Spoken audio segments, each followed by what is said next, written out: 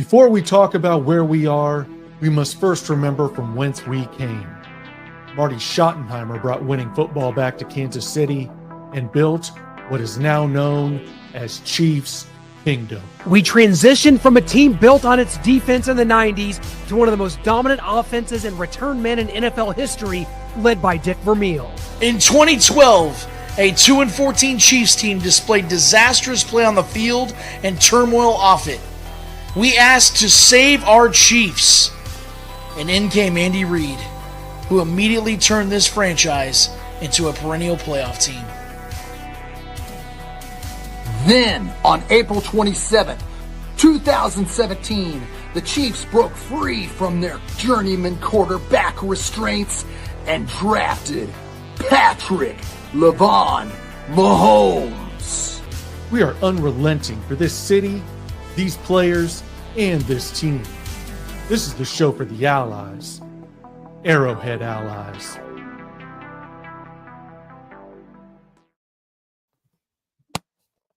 Where have they been? Where are the allies? We've been asked over the past couple of months. For me, it's been since our Super Bowl preview show that I was even in this stream, and now the draft is behind us. I've been hiding away in a cabin outside of Delaware somewhere, like Walter White, after the results of Super Bowl 59. But we've turned the page.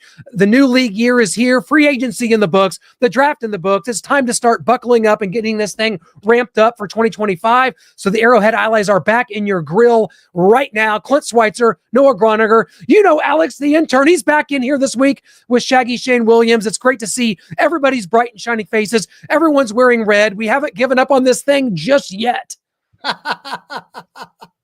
It's great to be back. You guys have been killing it. You guys went to Miami and talked to Trey Hendrickson, and that was an important question you guys can touch on later. You guys also were in Green Bay last week, talking to the draftees, getting before they were selected. Great work there. You guys have done your homework. You guys have been hiding out totally. So, props to you guys for your hard work, and we're ready to break down this draft. Absolutely appreciate it, Shane. Got a little housekeeping to take care of here before we get into the draft and everything that's going on. Obviously, Lance isn't here. He had a prior commitment. He will be back with us in future shows. And everything is now exclusively on Starcade Media. We paired back on StreamYard, so now it is on Starcade Media's YouTube, Facebook, and X, or Twitter if you still call it that, which I do. So I will call it Twitter.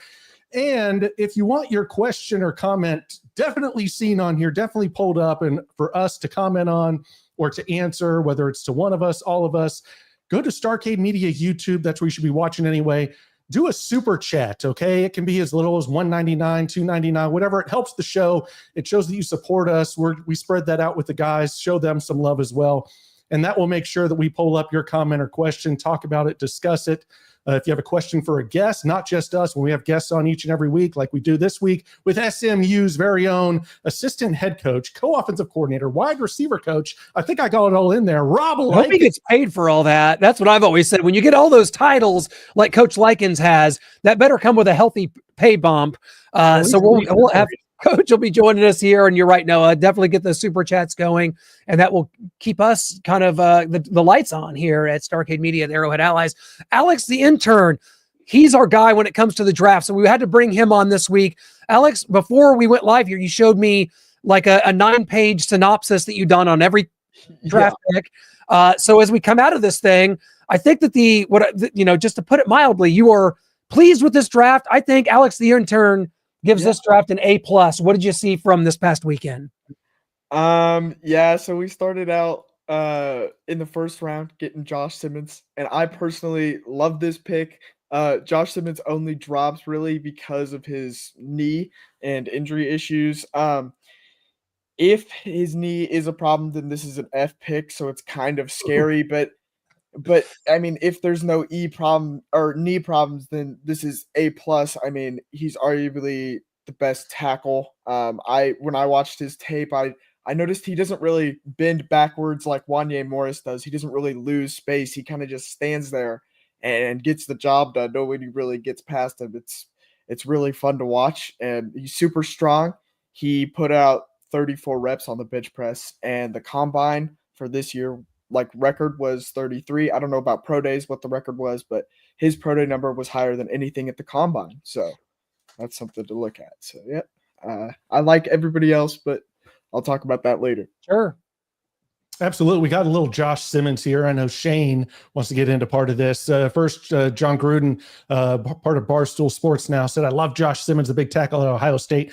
This might be the steal of the whole draft. We're hearing a lot of that. We're hearing also the Eagles with Jahad Campbell. So you don't like hearing that. Their favorite pick for best draft out there. But then Josh Simmons did an interview and said the best 4 years they've ever gotten out of anybody is what the Chiefs can expect. I'm going to work my tail off. I know this tradition is extremely big on always winning. Some people are reading into this and saying he just Who would said, that be? I don't know anyone reading into this. is he not going to stay around? Is that all he plans to do? And I'm thinking that's all he's guaranteed for. He doesn't know if he's going to get the 5th-year option from the Chiefs. Like if his knee isn't working well, like Alex said, then it could be a bust and he could be out of here after those 4 years. But Shane, do you think there's more to this? I think it didn't help. I think when you make your first impression on your with local media and you're number one draft pick, you have to say, I love it. I'm looking forward to my family being here. I want to be enriched in this city. I want to be a part of Chiefs Kingdom for the rest of my life. If you look back, I mean, if you go back and find Derek Thomas first, I could find it, but I don't have it in here right now. But when Derek Thomas, Dale Carter, Harvey Williams, all these guys that got drafted in the first round, they say, man, I love it. I'm looking forward to being here. I'm looking forward to being a Chief for life. And the fact he said it twice was puzzling because he said it once. He said, I'm looking forward. Chiefs Kingdom's going to get the best 4 years out of Josh Simmons, and I'm looking forward to it. And then when the reporter of NBC 41 asked her one more time, is there anything you want to say in closing? He came right back and said it again. He said, Chiefs Kingdom, you're going to get the best 4 years out of Josh Simmons. So it was alarming that he said it twice. I wish the reporter would have came back with, why only 4? Because you're number one draft pick. When you're drafted in the first round and when the local media is there asking you fluff questions, this isn't one-on-one with Bob Costas, who's drilling Joshua Simmons. This is NBC 41 giving him fluff questions. And he said twice, he only wants to be here 4 years. People say I'm making a big deal out of it. And I think it's because I've seen these kids, like I said, once they get drafted, going back to 1982, they say, I'm looking forward to being a Chief for life. And he reiterated twice. 4 years is a long time for a college kid to be at a place. I mean, with a lot of people in the draft played at 3 different schools. And so for them, it's like 4 years and they have a 5th-year option. That's a long time, Daddy. Oh. Well, Clint, Noah, you both walked out of Raymond James Stadium, and I'll never forget what Clint said. He said, there's going to be a knee-jerk reaction to what the Chiefs do with their offensive line. The first thing that they did was they traded a number one draft pick for Orlando Brown. How did that work out? Well, Orlando Brown waited until the last minute to get an agent when it was time to renegotiate his contract extension. Then when Orlando Brown got his agent, he got the least experienced agent in NFL history. And so everybody sided with Brett Veach. They were like, give it to him, Brett. You are more experienced than this guy. This guy doesn't represent any other NFL athletes. So everybody jumped in Brett Veach's corner on not giving him the deal he wanted. Now, granted, Orlando Brown was still offered a massive contract, but he wanted that 3rd year guaranteed. So they couldn't work it out. So guess what? He's gone. So the Chiefs had to address in the second round 12 months ago, we need to get a left tackle. So in the second round last year, Andy Reid was sweating it out, hoping and praying that his BYU buddy, Kingsley Suamataia, would fall. So Andy Reid got so nervous that he traded up one spot to make sure he had his coveted left tackle. Well, guess we all saw that turned out. He was given the freaking starting left tackle position.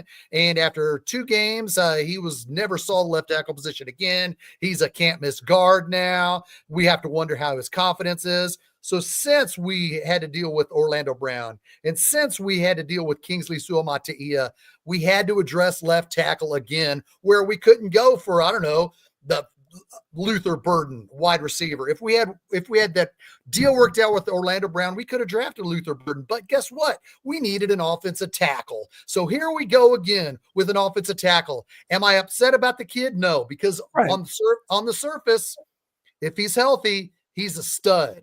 I just hope he thinks long-term about being in Kansas City. It sucks that we had to address left tackle. It sucks that we've been dealing with this since Noah and Clint walked out of Raymond James Stadium. But here we are. We hope it works out. Terrible memory. Maybe his surgeon said, "You only got 4 years in the NFL, kid. Then it's over." And so he knows something we don't, and said, "Yeah, I got 4 years in me. Let's go." We've been dealing with this for 4 years. I don't want to be dealing with it again in another 4. Oh, we're always going to be dealing with it. That's my lot in life, Shane, is to talk about the line, address the line, draft the line, sign the line. Anyway, let's look at what some of the other people are saying about some of our other draft picks before we get into them here. I know we've got Mel Kiper, who giveth and taketh away, because he loves Jalen Royals, versatile slot wide. He gets separation, finds a way to get open, route running, route adjustment. Kid's outstanding football player. I'm surprised. I thought he'd second or third round was in the cards for him. We get him in the 4th there. And then Omar Norman Lott, he was surprised to see the Chiefs pull Omar Norman Lott from way, way down his board at number 63. He didn't understand what Kansas City saw in the value there. So, Alex, I'm going to go to you, our draft guru. Yeah. He loves Jalen Royals. He does not like Omar Norman Lott, at least not at 63 where we took him. Wait, did you want me to talk about Royals right now? Royals and Lott. Yeah, go for it. Royals and Lott. Okay, let me talk about Royals. So what I noticed is he can lull the DB to sleep, so he can start off a route looking kind of slow, and then he can use his long legs to just quickly get right past him. He's a deep threat, which I think the Chiefs had been needing. He's extremely tough. And there was this one play, I forget who it was against, but the safety, looked like he leveled him, and then the safety was the one who stayed on the ground. And that just shows his toughness. The only reason this guy fell, I think, was because he basically rolled his ankle really bad, and he had to have surgery on it. So in the 7 games he played, he had 55 receptions for 834 yards in 7 games. Wow. That is a lot. That is a good stats. At Utah State, it's not great competition, but the other side of that argument is it wasn't great coaching. He didn't get to display most of his route tree, and if you go back, he barely lined up on the right side of the field. This was because Utah wanted to keep their plays, like they wanted to get back quickly, and they wanted to use him a lot, so they just kept him on the left side of the field. He has a lot of yak, so those jet sweeps that we see with every receiver their rookie year, apparently, he's going to be amazing at those. He's good size. He's 6 foot, almost 6'1", 205, long arms, 30-inch arms, and 9.5-inch hands. A lot of people are comparing him to Rashee Rice. I see it. So there it is. There's the meme. And I think he was at 133, I think is where we took him. He's the best player on the board. I thought he was the best player on the board since pick 70. This guy could have been a first-round pick. I know that Steve Smith thought he was. So yeah. And you liked Omar Norman Lott a lot more than Mel Kiper. So I started off disliking Omar Norman Lott because of the inexperience. He played all 13 games for Tennessee last year. Rotational player. He had no starts last year. He had 18 tackles and 4 tackles for loss, 4 sacks and 3 QB hurries. The tape shows you everything you need to know. He looks like he's being shot out of a cannon. Sometimes he overruns a rep, looks like he's lost, and then ends up on top of the quarterback somehow. I think he needs more refining in the run game. He needs to settle kind of in the front of the pocket if it's going to be a run. Sometimes he runs right past the running back, and that can be a problem. But it's also a draftee. He's a young guy. We can work on these things. He's explosive. His 40 time wasn't very good, but he jumped 9'5". He jumped 31.5 inches in the vert. 6'2", 290, 34-inch arms. His hands are almost 11 inches, which is massive. So I don't hate the pick. I think it'll take some coaching, but the Chiefs have great coaching staff and can get him where he needs to be. He's a great defensive tackle too, especially when you have Chris Jones. a genius pick. So, yep. Absolutely. And you see him right there flexing in the orange for the Tennessee Volunteers. We've talked about Simmons. We've talked about Royals. We've got Ashton here. We've got Noel Williams. I know everyone was a fan of Noel. I was looking at that one. He had a ton of picks. I believe 7 last year. Correct me if I'm wrong there, Alex. And then Jeffrey Bossett, linebacker out of Oregon. And then the man we'll talk about later on, Brashard Smith, running back, 7th round. We can talk about him now, but we'll talk about him in depth with his former coach to the University of Miami when he was receiver, and then transitioned to running back when he followed him to SMU. They got him over there. So we'll get into them. But who kind of sticks out to you here other than the guys we've already talked about, Alex? My favorite draftee, I mean, the guy that I'm most excited to look for the next 4 years is Jeffrey Bossa. Really? I Okay. know. Crazy linebacker out of Oregon. I mean, you watch the scout talk about this guy. This is my favorite interview because when he's asked about being surprised if Jeffrey was there, he seemed to be utterly stunned. I mean, this guy was a top 100 player in a lot of boards, and to get him at, what did we get him, 156 or 155? Yeah. And he played defensive back, so he was recruited as a safety out of high school. He played safety in high school, but as a freshman, he showed a lot of tenacity. He wanted to work. He wanted an extra load, and the coach said, "We're having a lot of injuries in the linebacker room." He got a start, and he stuck the job for the next 4 years. Only 230 pounds, so he's kind of light, but he's quick. From side to side, I mean, he owns the flats. Nobody gets past him on the flats, and he's extremely smart. You can see him on every play communicating. He's using his hands. I mean, everyone on the defense hears him and sees him. It's a really intimidating presence, kind of like Nick Bolton. If we can have 2 of those guys on the field, it'll be absolutely amazing. One thing I didn't love more than I thought he was a coverage linebacker more than he was a run stopper. He does have run stuffing potential, but he is only 230 pounds. He got blocked by Ashton Denty a few times. Ashton Denty, I mean, he's a decent blocker, but it just goes to show you he's a coverage guy who needs to work on handling big guys. He can get through if he finds a lane because he's really quick. So nobody's blocking him with one arm, right? Yeah. So that's one thought. So Jeffrey Bass is one guy I'm really excited for, and I'm super excited to see him in Spags defense. Watch for him to, I mean, potentially look out for a cut from Jeffrey Bassett to play safety at 215, maybe. Who knows? I mean, it wouldn't surprise me. We don't need a linebacker. We need a safety. I mean, seriously. So, yeah, I mean, that's where he came from high school. So put him back there. It is our pleasure once again to welcome wide receivers coach, co-offensive coordinator, associate head coach, and yes, he just got a pay bump once again for me using all those titles. Rob Likens is in the house, cultivating this SMU to Kansas City pipeline that's now been fortuitous for now 3 years. So, Coach Likens, it's great to have you back. We're always having a reason to do it, and we're glad. Congratulations on making the college football playoff. All that goes with that, and the SMU program, man. What a great coup that was, going to the ACC championship game and making the playoff, man. We're just so happy for you, man. That was awesome.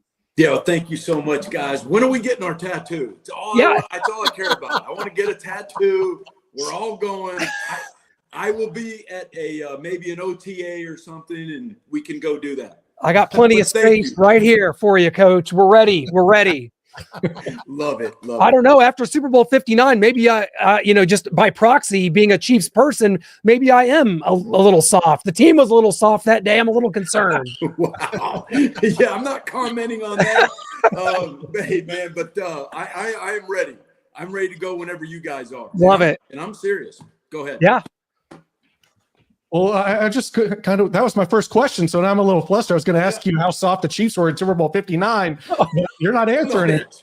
I can't answer that as a foot. We have this, there's a rule. Coaches, we don't talk, we don't say negative things about each other.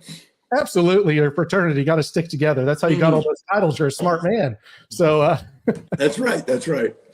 We got to talk to you about our 7th round pick, Brashard Smith. We've got some photos of you here when you were at the U.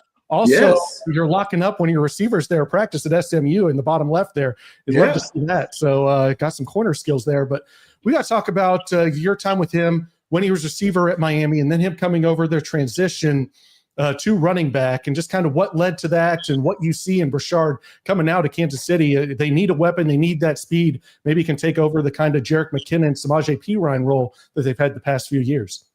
Yes, no, absolutely. Really cool story. When we got to Miami, Rhett Lashley was the head coach now at SMU, was just hired as the offensive coordinator. He hired me as the wide receiver coach. And as soon as we got there, Brashard was committed to Florida, and but he was a local kid right around campus. And we watched his film and it was like, whoa, man, maybe we can stop this kid from getting out of our backyard. So we just got in contact with him. He had interest. We kind of showed him our plan. But the coolest thing about Brashard is when I watched his film, and Coach Lashley and Coach Diaz, that was the head coach at Miami, had asked me what I thought. I said, he is a receiver. Yeah, he'll be a good receiver for a slot receiver. I said, but the thing that separates him from everybody I've watched on film this year is when he gets the ball in his hand, he's like a 5-star running back.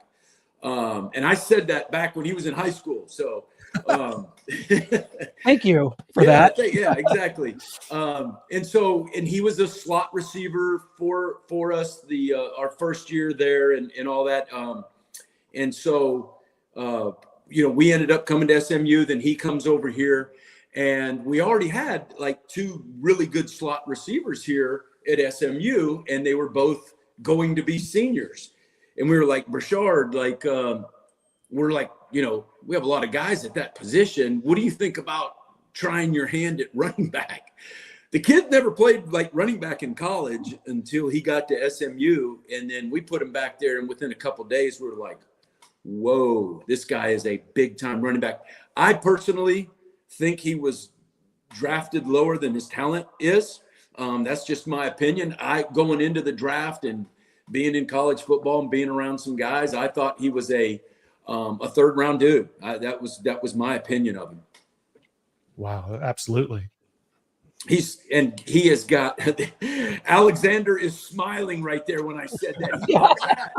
Let's go. But he has got the speed to take anything to the house at any point in time, which is awesome. He has great hands for a running back because he's a receiver, right?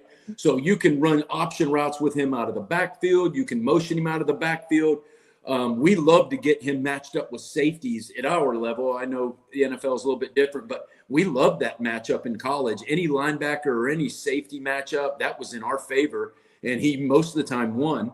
And he can make contact catches. He can go up and get the ball and high point a ball like a receiver. So he's an awesome weapon to have.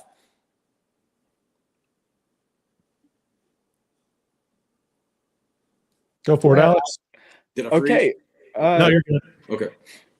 Yeah. If you were to give me player comparisons, maybe Chiefs players or just NFL players in general, who do you see? Because I have somebody in mind. I want to see who you think first. Well, you got to understand, I think I said this on the show last time, I don't get a chance to watch a lot of pro football because we're working on Sundays, and the only NFL football I get a chance to watch is the Super Bowl and some of the playoff games, quite honestly. So I'm kind of out of touch with maybe the players that are playing right now. But yeah, that's a great question. Let me think on that one as the show. Kadarius Toney might not be a bad one. There you go. That's a great one. No, that's a great one. That's a really good one. Yeah. I mean, hoping for much better, of course. He can catch the ball. Yeah. No, Brashard he has great hands, y'all. He does have good hands. Yes. But no, that's a great comparison. I think he looks like Tyreek Hill if you sacrificed a little bit of speed for some height. And honestly, and weight, thickness. Brashard's got a nice build, and he's got tremendous contact balance. Yep. He's hard to knock off his feet. He's like I said, when he's a running back. Now he's a running back, but that's why he was so special, I thought, as a receiver when we were recruiting him, is once we got him the ball in his hands, he was going to be really, really hard to tackle, and he had the speed to take it to the house. I agree. Welcome back, Coach. It's an honor to have you.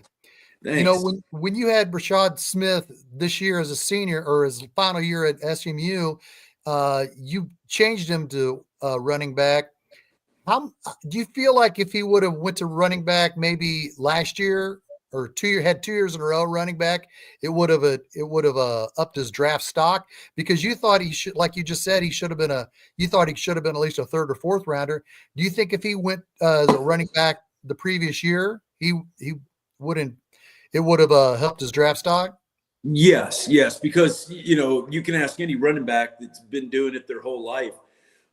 That's a skill you learn, is reading defenses, reading how guards and tackles double team, who's coming off of who on the zone, and how to set up defenders and dip in, dip out, helping your blockers out. And that's a skill that you learn over a career. And he's only had like one, you know, season to learn all those things. So yes, of course, that's a great point. I do think he would have went higher in the draft.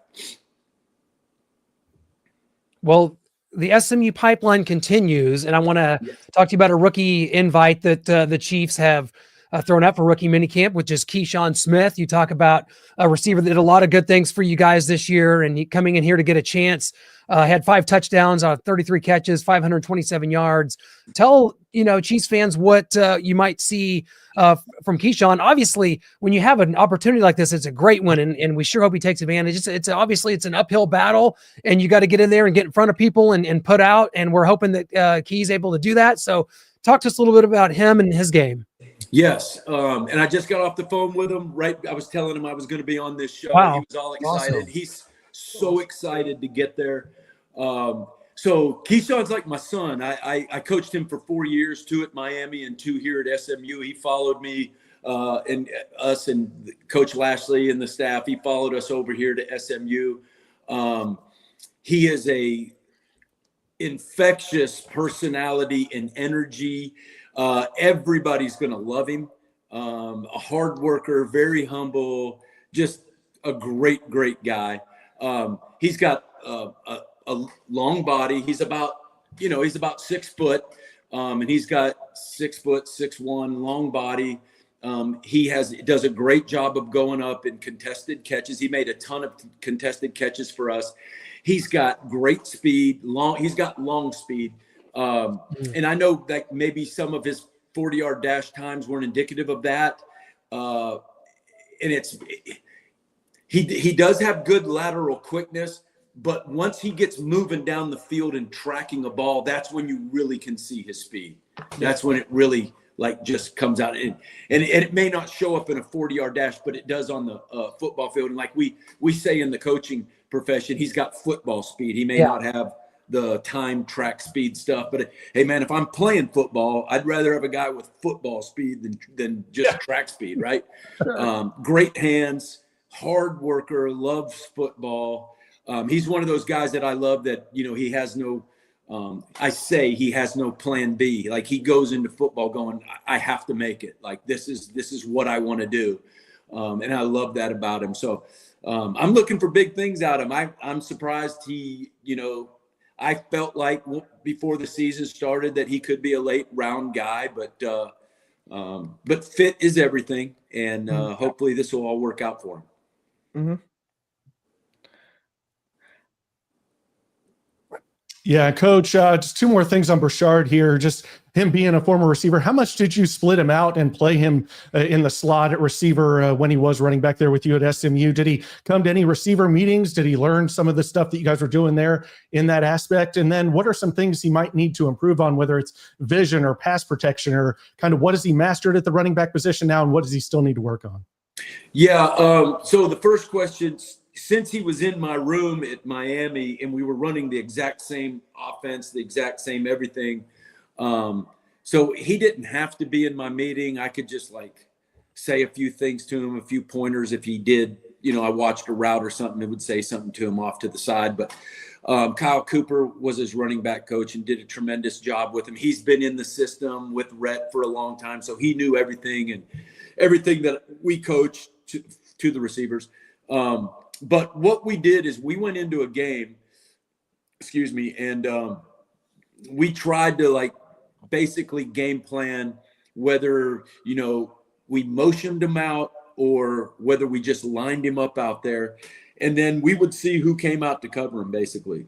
And if it was anybody with a number 44 or something, we're like, that guy's dead meat, right? So, so we, obviously, if it was a big linebacker with a neck roll, we're like, well, that guy's dead. So, we would look to see what type of matchup. We would call some plays at the line of scrimmage, to make sure that we got the matchup that we wanted.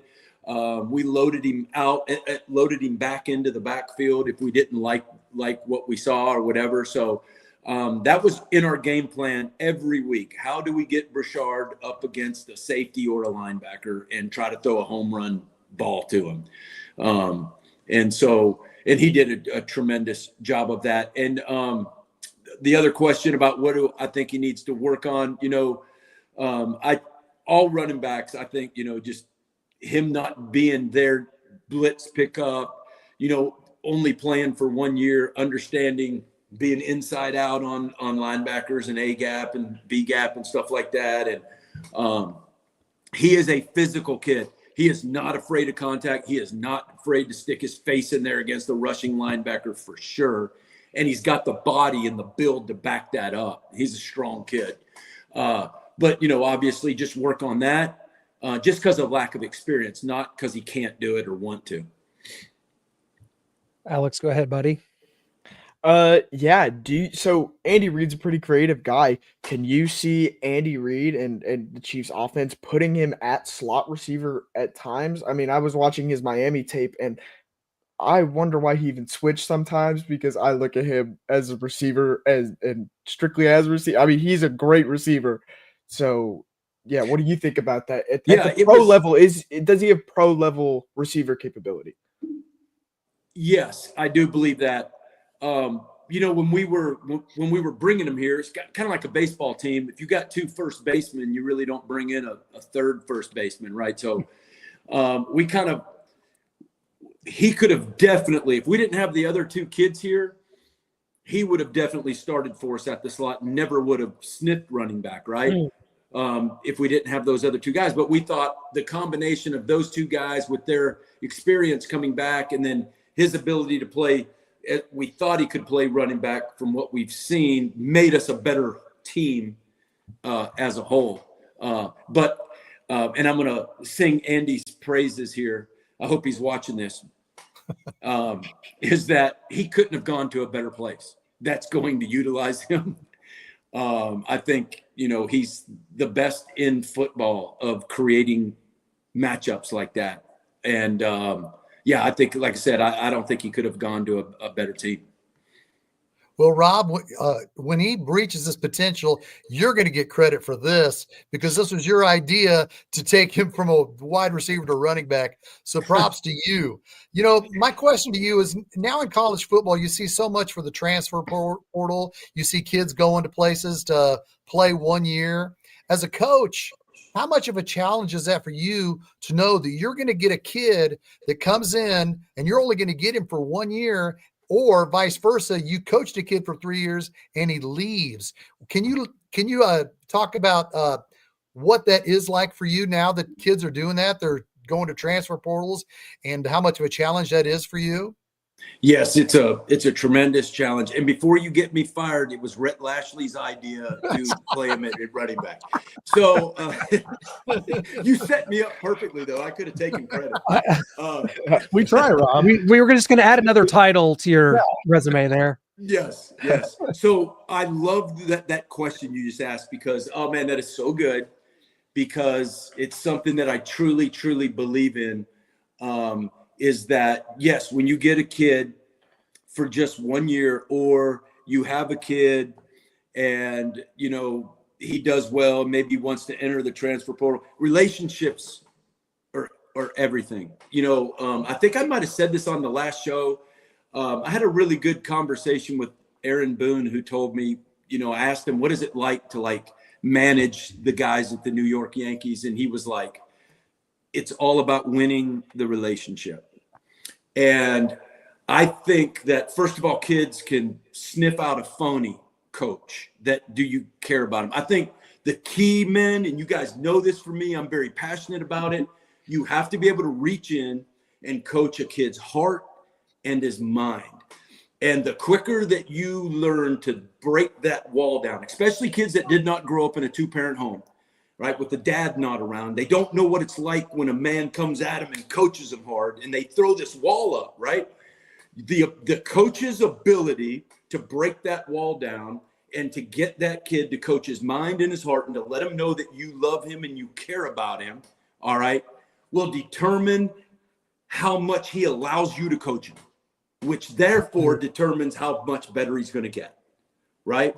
Excellent. And so I think that's like the most important thing. So I spend most of my time trying to coach my kids' hearts and their minds. And if you do a good job, you're not going to see too many guys leave your program. We were the number one team in the country last year, not this portal cycle, but the cycle before, of the least amount of kids that jumped in the portal and left a football program in the entire country. That was us, SMU. It's because I think we do a great job and our kids love being there. So, man, is it hard? Absolutely. So you have to be a really good coach that knows how to build and win relationships, because you may only have a guy for 1 year, 6 months maybe. Like, we're going to maybe get a guy out of the portal here. I got 6 months with him, and that's it. How quickly can I get in there, coach his mind, coach his heart? He lets me in. He lets me coach him. I think that's the most important thing. Love to see that. And I love that perspective, because I'm such a fan of the college game, and to know what coaches go through and to know how passionate that you guys are. And this game has changed for a lot of people. And you know what? Excitement's still there. Attendance, the ratings are all still there. This sport is not going anywhere. And it's just adapting, of course, is the key. So, Coach, we 2 years ago had you on right after the Chiefs took Rashee Rice in the second round, and that kind of jump-started our relationship. And of course, what an unfortunate, coming off this LCL injury that he suffered, I believe in week 4 last season. But as I think we've sent you the video, he's got cleared to run the route tree. And I think we have a video to pull up to kind of show it, and you can just kind of talk about what he's overcoming here. And it looks like things are on schedule here to get him back and healthy here. Yeah, I watched the video earlier, and man, his lateral movement and explosiveness is definitely still there. That's great. Let me see. Yeah. I'll get some stuff here in and out, because I really want to see him. There you go. I really want to see him put pressure, and not be afraid. And you could tell him he's not timid. Which guys, it's what crazy story. Him and my son tore his ACL like right around the same time Rashee did, and they actually rehabbed together at a facility. Wow. So, yeah, right there, like you see, there's no hesitation. He's not afraid to put weight. He's not like right there, punch his foot in the ground. He's still got that great explosiveness and lateral movement. Yeah, he looks good, man. Man, I missed that. Oh, so did I thought that was all me, guys. I thought I coached you. What's going on here? It was definitely mostly was just being cleared to run the entire route tree. And at this point, still in April, that's just a really good sign as far as getting back for the season. And that it's great to see. There we go. That one crack that ball over the shoulder. That was sweet. Yes. That one really lights you up. So it's great to see that. And we're just hoping the best, pairing Rashee with, from the Xavier Worthy first round pick last year, Hollywood Brown back. This could be the Chiefs just hadn't been able to solidify a receiving core. 2 years ago when Rashee was a rookie, he had to take on almost the number one receiver role because of problems and drops and things of that nature. That's right. Last year, an injury. So here, this could be a solidified receiving core for the Chiefs, and Rashee, that's just really exciting. Yes. When you got good speed on the outside, Rashee is one of those special players that can play anywhere, inside, outside. He's so smart and picks up the playbook so easy. But when you have great speed on the outside and the the secondaries have to worry about outside receivers, and you got a guy like Rasheed that can go inside when he needs to and work on linebackers and safeties. My goodness. Yeah, that's great to have, man. What a luxury. Yeah. Thank you so much for that, Coach. It's all due to you. Yes. Thank you. Hey, look, right there. When do we get? Where's the tattoo, guys? Come on, let's go. Coach. I don't know if you realize this. You've produced so many players for the Chiefs. We had to make you your own action figure here. Okay, hold on, dude. That dude is old. Who is that, man? Well, I typed in. Do I look that old? I mean, your hair's getting longer. Yeah, like come on, man. Like I got to be honest. Where's my wife? Oh, she saw that, guys. That's messing me up right there. We got this trend of everyone's got an action figure. You got the receiver gloves, you got the college football playoff shirt, and I just typed in. I got to be honest. I typed in mid-50s white football coach, and we got Frank Beamer. That's so wrong, man. Come on. We got Frank. They must have. I guess it was Frank Beamer, maybe not you, but I was thinking Mac Brown, but yeah, one of them. Yes, that's who it was. My goodness. Come on, Clint. What are we doing here? It's AI, you can't take credit for that. AI is a menace, they say, and that is so true. That was awesome. That was good. But Coach, we got to hit you with our final four here, 4 quick questions. And before we do, I'm going to give you another title here. I know you got so many. We're going to have to find some room in the budget here, but honorary Arrowhead ally. That's a better looking picture there. Thank you. That's not that old guy that was in that other picture, man.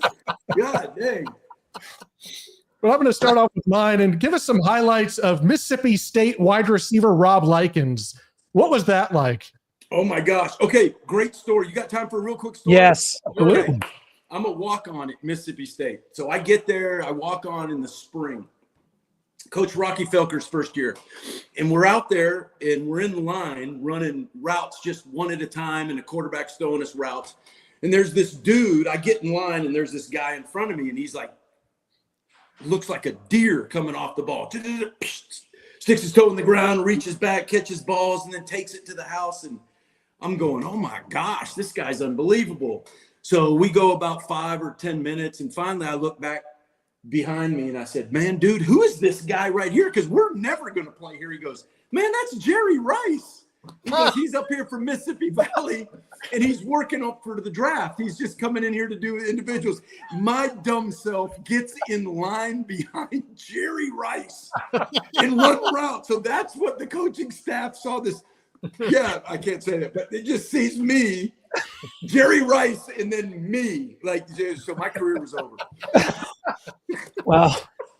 I don't even know. I don't know where to go with that. We have a lot. We have a history. Yeah. We have a bit of a history with Jerry in a fun way. Okay. I'll have to tell you about that later. I don't know. Yeah, we'll have to hear about that later. When you get off, just Google Jerry Rice Lake Tahoe. Oh, okay. I'll do it. And it's us, and it was an unfortunate thing that happened, but really? a little. It was more embarrassing, I think, than what happened to you. Let's just say. Okay. So we all have our Jerry Rice stories, and he's shown us all up. Let's just say. So my quick one, Rob, is it's in the off season you're always recruiting. It's nonstop. But what's your favorite off season activity? Are you like a grill out, have family over guy? Are you a concert guy? What's your favorite summer activity? Okay, you're not going to like this because you guys are in Kansas City.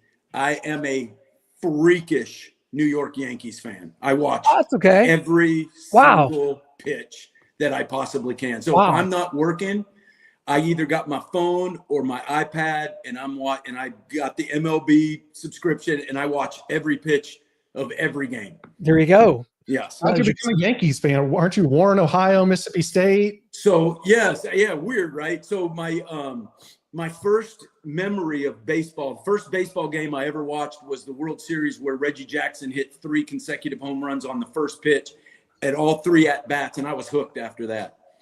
That's awesome. Yeah. Alex, go ahead, buddy. What are we doing? Or just final quick one? Quick question. Okay. Speaking of baseball and then the Royals, what do you think of Jalen Royals? Have you watched anything from him at a Utah State or something? They're comparing him to Rasheed Rice. I have not watched him. No. I'm sorry, Okay. I haven't. Go ahead, Shane.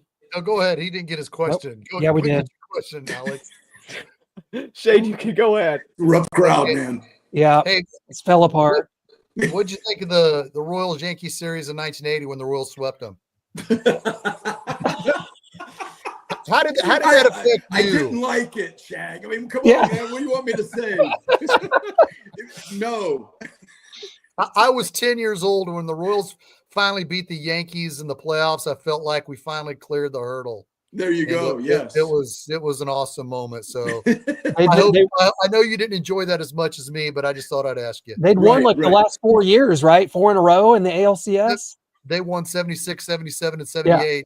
Then they So- didn't go in 79, and then the Royals finally beat them in 80. So Yes, there was some Yeah. history there. I Yeah. was 10 years old and loved it. So Was that the George Brett bat deal that year? no 90? You're thinking of? Are you thinking the home run off Gossage or the Pine Tar home run off The Pine Gossage? Tar. Pine Tar home run off Gossage was in July of 1983. That was a Okay. regular season game, but it was still Yeah. George Brett hitting a home run off of Goose Gossage. Yeah. That just seemed if you were George Brett and you were facing Goose Gossage in Yankee Stadium, chances of George Brett hitting a home run were pretty good. Yeah. Well, Coach, we can't thank you enough. We just one more time for good measure. Get that thing out. No, it's loving that, man. He's loving it. I don't know. I tried to stop him, Rob. Hold on. I got to take a picture of it. Just We'll, keep it we'll up send there it for to a you. We'll second. send it to your wife. Your wife's going to That's want just to so put this. bad. I honestly, they gave us another accessory down there where the Arrowhead Allies logo is. We thought it was a whistle, but we couldn't sure, so we covered that up to Yeah. avoid. Something nefarious or what? So we just I think that the way that I'm seeing this framed, like it's not bad. It's unbelievable. I love it. So there it is. I mean, My we're pants are going to kinda send you high. this. Your wife's going to want to keep this and put it on any sort of, any memoriam, perhaps. Dude, if the guys at the office see this, I'm dead. Like, We're tweeting it out. So, yeah, I'm sure. Coach, this is awesome. Thank you so much. We Yes. feel we Thanks, love Coach. doing this, and we're going to come down. I know because we cover Mizzou, but when the Tigers have an off week, we're going to come down and find an SMU game to cover Oh man. for our web. That would be So great. it's Yeah. on. You guys are awesome. Hope for another college football playoff run. Coach, you're the best. Thanks so much for doing this today. the best receiver and our favorite receiver to ever come out of Mississippi. Right there. Right up there with Eric Yeah, there we Molds. go. Coach Likens and Eric Molds, two best. Yes. Thank you Thanks, so guys. much. You're the Appreciate best, you, Coach. Great guy. That was really And fun. that is Coach Rob Likens here on Arrowhead Allies, guys. It was a blast to do that. And the gift that keeps on giving has been Coach Rob Likens, starting with the Rashee Rice pick a couple of years ago. He was also Brandon Ayuk's receivers coach at Arizona State. So Coach Likens, and you know what?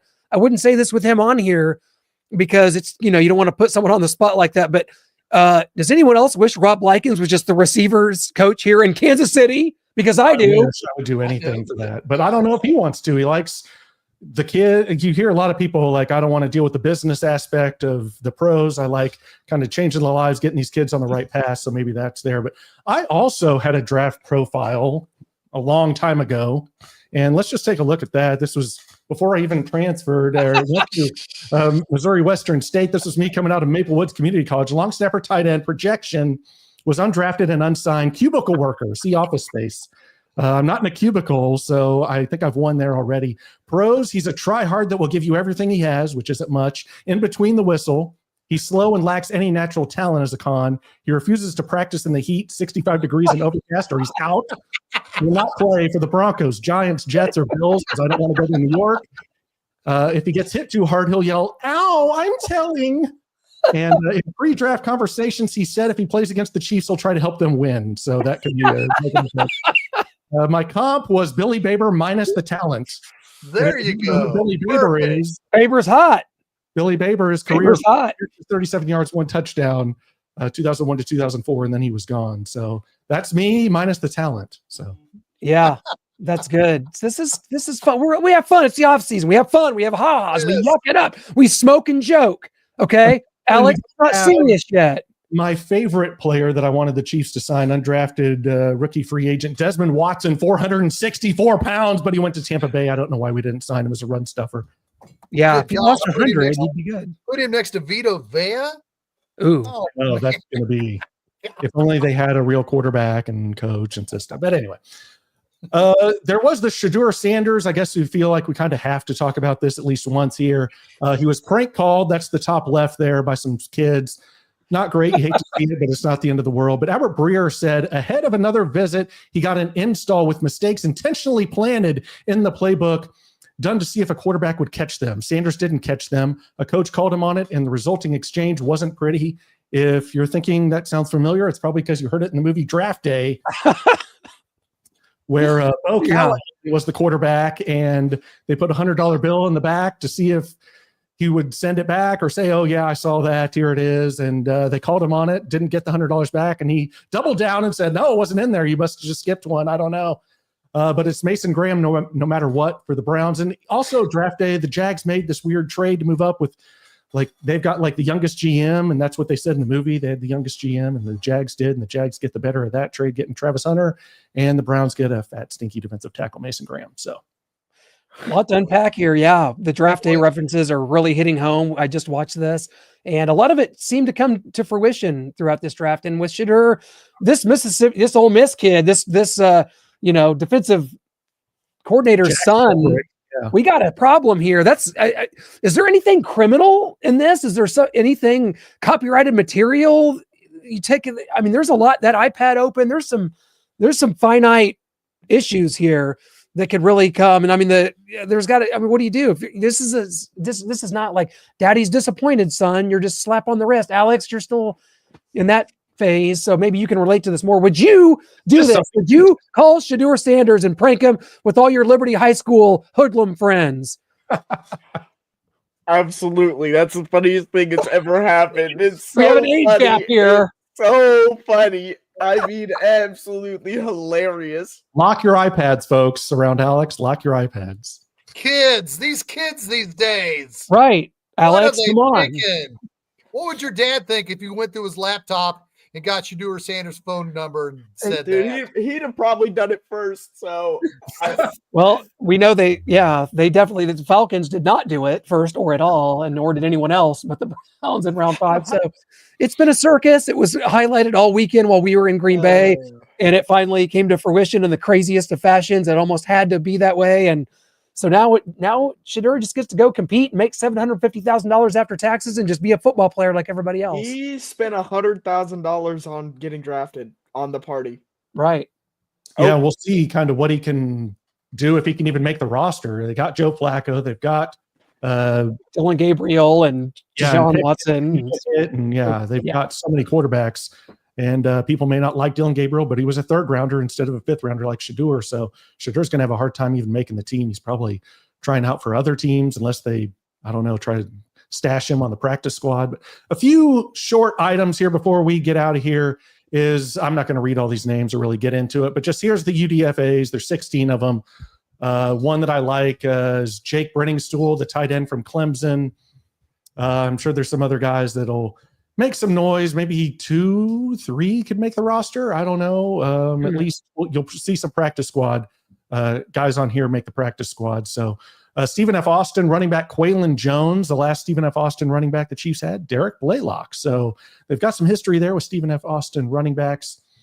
And I wanted to take a look at Brett Veach's last 2 drafts before this previous one, 2023, 2024. They're not going great. I know it's still a ways away. Still got a couple years to see. We're expecting big things out of Jaden Hicks. Obviously, Worthy and Rashee Rice are big. Jamari Connor plays a role. I don't know how well he plays it, but he plays a role. And then you've got to get a lot of names that probably aren't going to do much on this roster. Maybe we'll see something out of Jared Wiley. Kingsley's going to be a left guard, maybe. So 2024 is looking more promising than 2023 is what I'll say there. Yeah. Felix being a number 1 draft pick, I think we all know that Clark Hunt wanted to have a draft. He wanted to announce a draft since the draft was here in Kansas City, and they took the hometown kid. Honestly, Felix hasn't lived up. I mean, how many times are we going to keep drafting defensive ends since then, or pick up defensive ends and every year? We got the guy, his name escapes me, in the 3rd round that worked out with Karl Loftus, who's tight with him. So they've been working out together. I like his motor. But then again, what does it mean? You extended Mike Dana. You drafted Felix in the first round. You got a plethora of defensive ends. So there's a lot that's going to be fun to watch in training camp. You know, a name that we haven't talked about in this draft is Noel Williams out of Cal, that 4th round draft pick. He led Pac-10 in interceptions. So can you hear me, Alex? Well, they're in the ACC. I can. Doesn't make sense, but yeah. Sorry about that. What was the total of Noel Williams interceptions? He had 7 interceptions and 9 pass breakups. Yeah, he's got great ball skills. So I'm really looking forward to seeing what he can bring to the secondary that could push out Nazeeh Johnson or Joshua Williams. That's going to be fun to watch. But I like Noel Williams. I can't believe Noel Williams was still there. Yep. I told Clint this stat. I mean, it's just something I put together is 877 snaps in 2024. He allowed 362 yards. This was 32 receptions.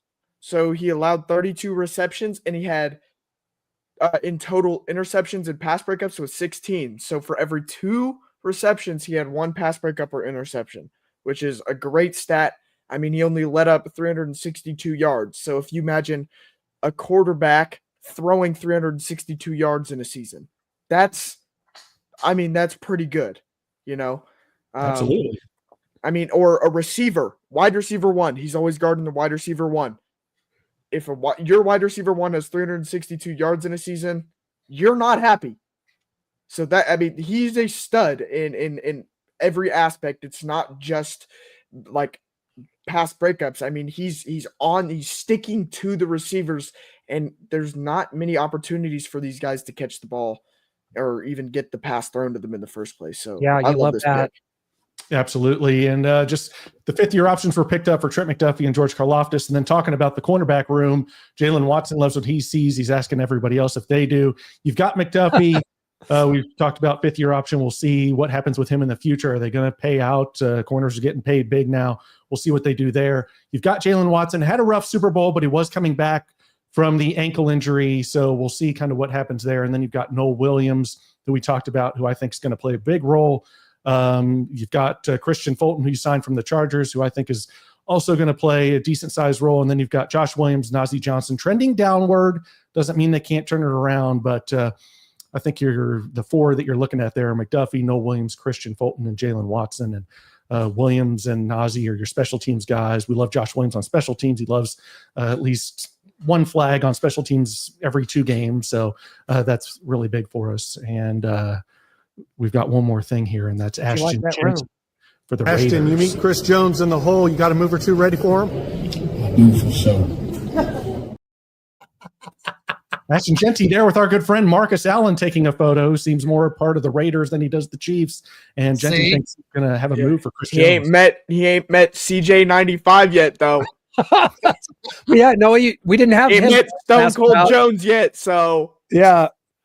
Didn't have a chance to ask him about, Omar yet, as he had not been drafted yet by our Chiefs, to meet him in the middle.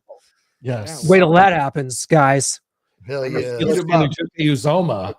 I do like Ashton Jenty, and I think the Raiders have built some real pieces offensively that are going to be troublesome. I'm going to tell you this. I mean, this is a deep dive for another day, but this AFC West is going to be absolutely nasty. I agree. To the point where I don't know if I'm going to pick the Chiefs to win it, and I'm dead serious. I agree. Well, I mean, there's still going to be. I know we got to get out of here in a minute, right? There's post-draft free agents. I mean, yeah, the roster is not. We're not. Yeah, we're just in the beginning of this. So there's some guys that are probably going to be picked up. I mean, it's not going to be at a high price, but it's going to be interesting. There's still some guys out there. A big thanks to Rob Likens for joining us here today, for everybody streaming, getting on with us. I know it's been a while.